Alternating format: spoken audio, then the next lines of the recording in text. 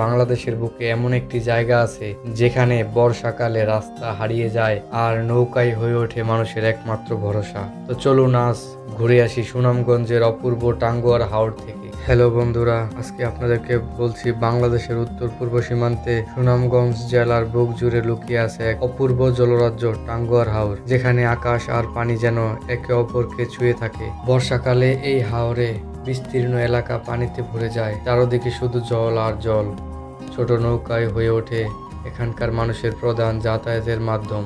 টাঙ্গুয়ার হাওরের আয়তন প্রায় 100 বর্গ কিলোমিটার আর এর চারপাশে রয়েছে 40টিরও বেশি গ্রাম।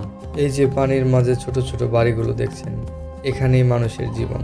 বর্ষা এলে স্কুলে যাওয়া, বাজার করা, হাসপাতালে পৌঁছানো, সবকিছুর জন্যই ভরসা একমাত্র নৌকা। ঝড় বৃষ্টি কিংবা গভীর রাত, জীবন থেমে থাকে না। প্রতিদিনই পানির সঙ্গে লড়াই করে বেঁচে থাকতে হয় এখানকার মানুষের।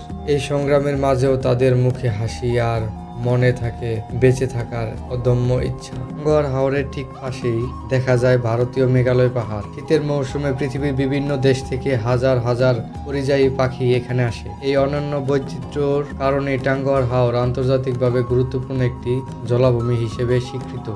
রাত নামলেই হাওরের রূপ যেন একেবারেই বদলে যায়। আলোর সাজে সজ্জিত নৌকাগুলো শান্ত পানির বুকে ভেসে চলে। চারপাশে নীরবতা আর পানিতে আলোয় প্রতিফলন তৈরি করে এক স্বপ্নের মতো পরিবেশ। টাঙ্গুয়ার হাওর শুধু একটি ভ্রমণ স্থান নয়, এটি প্রকৃতির এক বিস্ময়কর সংগ্রামী মানুষের জীবনের কথা আর বাংলাদেশের এক অমূল্য সম্পদ। যদি কখনো প্রকৃতিকে খুব কাছ থেকে অনুভব করতে চান, তাহলে জীবনে একবার হলেও ঘুরে আসুন সুনামগঞ্জের টাঙ্গুয়ার হাওর থেকে। ধন্যবাদ ভিডিওটি দেখার জন্য, আমাদের পাশে থাকার জন্য। পরবর্তী ভিডিওতে আবার দেখা হবে। ভালো থাকবেন, সুস্থ থাকবেন।